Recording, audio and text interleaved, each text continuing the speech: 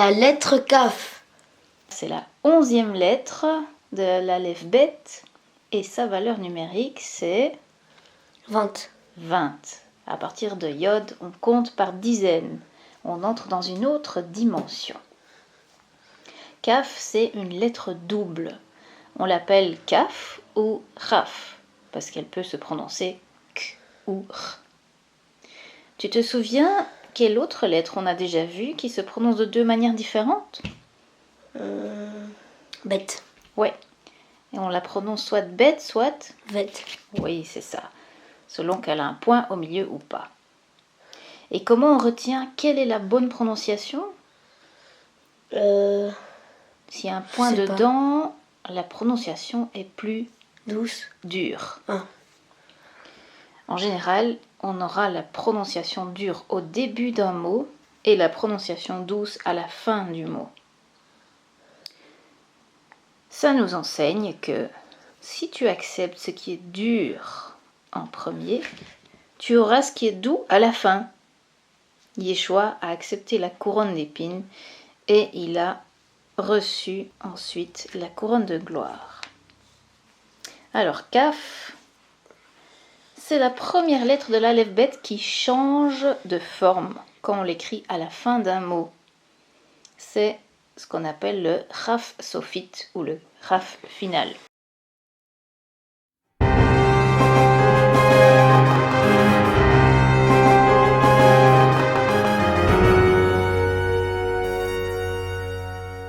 Donc, Gad, tu vas nous trouver le premier Raf dans la Torah.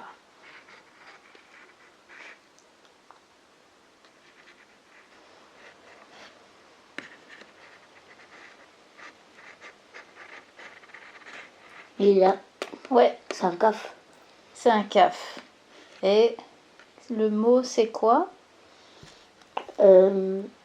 Qui. Qui. Et puis le mot d'après, c'est? C'est peut-être ça, non? Ouais. Tov. Ok, donc c'est Kitov. Et Kitov, ça veut dire que bon. Et en fait, c'est le verset qui dit, c'est quand Elohim a créé la lumière et qu'il a vu que la lumière était bonne. Et il a vu que bonne la lumière. Et par contre, tu as loupé le tout premier Raf final. Retourne en haut à la C'est à la fin deuxième. d'un mot. Ouais, à la deuxième ligne. Celui-là. Oui. Et c'est quoi comme mot? Verocher. Verocher. C'est et les ténèbres ou la ténèbre.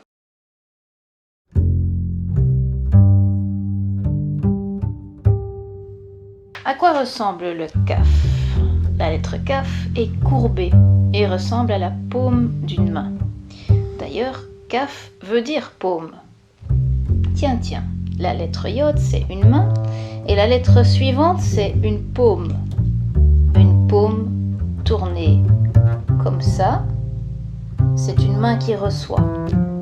Elle dit oui, Ken, je suis prêt à accepter ce qu'on veut me donner. Et Ken, oui, commence par Kaf. Quand on dit oui, on est dans cette posture de recevoir. Il y a autre chose de courbé. Une coupe, kos en hébreu, qui commence par un Kaf. La paume et la coupe, c'est parce qu'elles sont courbées qu'elles peuvent recevoir quelque chose. On va faire une démonstration.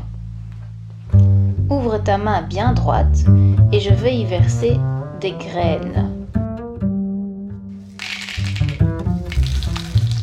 Voilà. Et maintenant courbe ta main.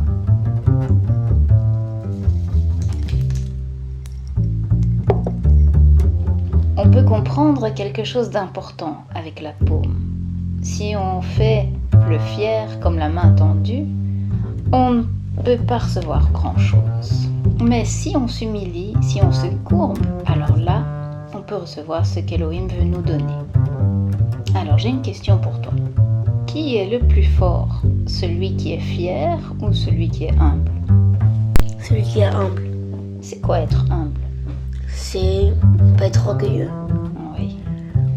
Mais a priori, quelqu'un d'humble n'a pas l'air fort. Et pourtant, le mot force en hébreu, koach, commence par kaf, ainsi que le mot rocher ou pierre, kef. Ça me fait penser à la fable de La Fontaine, avec le roseau et le chêne. Tu t'en souviens? Oui. Tu peux me raconter l'histoire? Mais il y a l'arbre. Il a fait le malin en disant que le roseau il allait pas tenir s'il y avait du vent et tout. Et pour finir, il y a une tempête, c'est l'arbre s'est arraché mais pas le roseau. Ouais, qu'est-ce qu'il a fait le roseau? Il s'est juste plié. Il s'est plié, il s'est courbé comme le kaf. Et il a été plus fort que le chêne qui est resté droit. On a vu que le kaf final se redresse. Donc, si on commence par être humble, on finira par être honoré. Et inversement, si on commence par être fier, on refuse de recevoir les conseils d'Adonai et on finit par se casser la figure. C'est ça que veut dire un des proverbes qui dit « L'orgueil d'un homme l'abaisse, mais celui qui est humble d'esprit obtient la gloire. » Et Yeshua a dit « Celui qui s'élève sera abaissé et celui qui s'abaisse sera élevé. » D'ailleurs, la femme qui a essuyé les pieds de Yeshua, elle s'est humiliée et Yeshua l'a honorée. Il y avait aussi une autre femme qui était courbée et qui ne pouvait pas se relever, et Yeshua l'a guérie. Courbée se dit kofef, ça commence avec kaf. Et le Messie est venu pour relever ceux qui sont courbés. On peut être courbé comme la femme qui a été guérie, mais on peut aussi être courbé sous le poids des épreuves et de la souffrance, comme Yeshua lorsqu'il portait sa croix. Il a accepté de se soumettre à la volonté de son Père, même si sa souffrance a été inimaginable. Et il a accepté sans rouspéter. Maltraité, insulté, il n'ouvrait pas la bouche, pareil à l'agneau cassé qu'on mène à la boucherie. Agneau se dit c'est, et comme l'agneau se dit cassé, avec un kaf collé au début du mot. Donc, quand on l'ajoute au début d'un mot, le kaf peut indiquer une comparaison. On va utiliser ke ou ka, selon qu'il s'agit d'un nom défini ou pas. Donc, ke, c'est comme un agneau, ka, c'est comme l'agneau. Si tu te rappelles, c'est le même principe qu'avec b ou ba, qu'on place devant un nom. B, c'est dans un, et ba, c'est dans le. Par exemple, B souka, c'est dans une souka, et ba souka, dans la souka. Donc, pour voir si tu as bien compris, dis-moi ce que signifie kessé. Kessé, c'est comme un agneau. Oui, et cassé, c'est comme l'agneau. Voilà, t'as compris. T'as compris ou comme ci, comme ça? Plus ou moins. C'est marrant parce que souvent quand on dit comme ci, comme ça se dit d'ailleurs kacha kacha en hébreu. On fait des gestes avec les deux mains. Et il y a justement deux kaf dans le mot kacha. Maintenant, on va voir ce qui se passe quand on rajoute un kaf à la fin d'un mot. Et pour ça, on va prendre la prière que Yeshua nous a apprise et qu'on appelle le Notre Père. Je vais réciter le début en hébreu et toi, tu vas me trouver ce que ça veut dire quand il y a un chaf au bout d'un mot. Avinu sheba shamayim, notre Père qui est aux cieux. Yitkadesh shimcha. Yitkadesh, que soit sanctifié. Shimcha, ton nom. Tavo malchutra. Tavo, que vienne. Malchutra, ton royaume.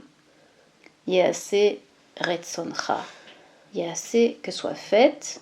Retzoncha, ta volonté. Alors, que signifie le cha en fin de mot? C'est pour dire ton ta. C'est ça. Donc, Shem, c'est nom. Shimcha, c'est ton nom. Malchut, c'est royaume. Malchutra, c'est ton royaume. Ratson, c'est volonté. Et Retzoncha, c'est ta volonté. Donc, le suffixe cha nous permet de considérer ce qui appartient à l'autre. On reconnaît que l'autre existe et on le respecte en reconnaissant ce qui est à lui. Tu te rappelles ce que signifiait le yod en suffixe? Non. Si je dis béni, ça veut dire Ben c'est fils et béni c'est mon fils. Ok. Donc avec la lettre Yod, la main, je parle de ce qui est à moi. Et avec la lettre Kaf, la paume, je parle de ce qui est à toi. Donc comment tu dirais ton fils? Ton fils. Benra. Bencha, c'est ça. Moïse a demandé quelque chose de très spécial à Adonai. Tu sais quoi? Qu'est-ce qu'il a demandé? Il a demandé une faveur. Ça, je me rappelle pas trop. Il a dit, fais-moi voir ta gloire. Kevodecha. Ça vient du mot kavod, gloire, qui commence par kav, et donc kevodecha, ta gloire. Les voyelles changent un peu. Est-ce que Adonai a accepté de lui faire voir sa gloire? Oui, Oui? je suppose. On va lire. Tu ne saurais voir ma face, car nul homme ne peut me voir et vivre. Le Seigneur ajouta, il est une place près de moi, tu te tiendras sur le rocher. Puis, quand passera ma gloire, je te cacherai dans la cavité du rocher et je t'abriterai de ma paume jusqu'à ce que je sois passé. Alors je retirerai ma paume et tu me verras par derrière, mais ma face ne peut être vue.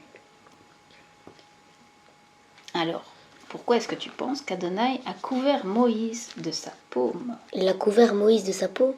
Oui. J'ai pas très bien compris en fait. Donc, qu'est-ce qu'il a dit? Que nul homme ne peut me voir et vivre. Oui. Il a dit, je vais m'en montrer à toi, mais tu me verras quand je serai passé, tu me verras par derrière. Oui. Donc, en fait, il a mis sa paume, sa main, pour protéger Moïse, pour l'empêcher de le voir de Ah oui, face. et pour pas qu'il meure quoi. Voilà, pour pas qu'il meure. Donc, c'était pour le protéger. Et le mot kippa aussi vient de kaf, la paume. La kippa couvre la tête, comme la paume d'Adonai a couvert Moïse. Question. Que veut dire Yom Kippour? Ça se termine par Kaf? Non. Attends. Ça commence par kaf. Ah oui. Kippour, oui. Je sais pas vraiment. Mais tu sais quelle fête c'est? Oui. C'est celle où Attends, laisse-moi réfléchir. Enfin, quand on se repentit. quand on se repent, c'est le jour du pardon des expiations. Mais le mot Kippour vient de la racine kapar, qui veut dire couvrir. Et le jour de Yom Kippour, le grand prêtre, le Kohen Gadol, donc Kohen aussi, ça commence par Kaf, mettait ses deux mains sur la tête d'un bouc et transférait les péchés d'Israël sur ce bouc émissaire. Dans la Bible, les paumes indiquent l'innocence quand elles sont propres. Il y a un psaume qui dit « Qui montera sur la montagne d'Adonai? Celui qui a l'innocence dans les paumes et la pureté dans le cœur. » Pour l'instant, nous n'avons pas d'enfants avec un Kaf dans leur prénom, mais peut-être qu'il y a un Caleb qui nous regarde.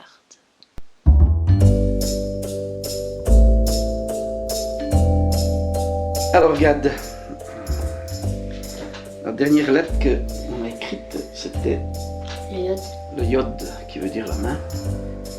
Et aujourd'hui, on va faire le Kaf, qui est la paume de la main.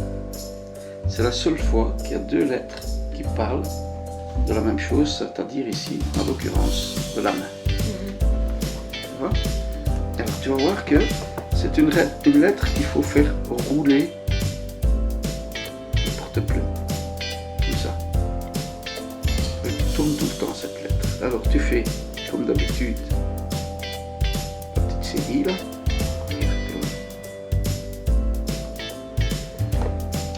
Tu vois? Attends, je vais te la refaire. Parce que peut-être que là je suis un peu trop bas. Ça c'est le Kaf. Tu vois? Hop. Essaye de bien garder les proportions. Tu vois? Ok, ça va. Allez, vas-y. T'as vu? Garde bien l'inclinaison de ta plume, ouais, comme ça, c'est bien. Vas-y. T'as descendu un peu trop bas. Ah ouais. Regarde, reste toujours dans le carré. N'appuie pas trop fort sur le porte-plume. Vas-y, remonte là. Ok.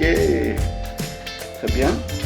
Regarde que papa est beaucoup plus régulier que toi. Ici, ta lettre est un peu inclinée. Mets-toi bien en face du papier. Vas-y, hop.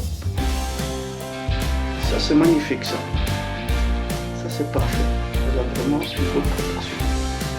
C'est très bien. CAF, c'est une lettre qui a une lettre finale. Le rap final, ça ressemble à un grand balai. C'est comme si tu faisais un balai. Donc tu reviens un peu ici. Donc c'est un peu, ça va être comme le chiffre 7. Hein? Donc nous, tu vois là, ici, donc ça dépasse un peu. Tu vois? C'est 2 carrés du coup. Vas-y, ouais tu peux.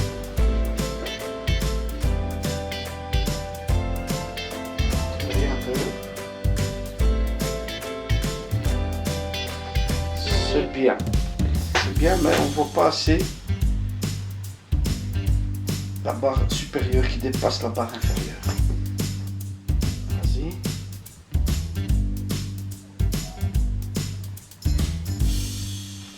Tu dois revenir plus par ici. Donc regarde, je vais le faire en plus grand pour que tu vois bien. Regarde. Tu dois faire ça, ça. Je fais en exagéré comme ça, tu vois?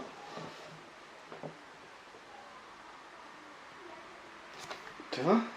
Mhm. Tu dois revenir. Bon, ça c'est, je fais exprès en exagéré.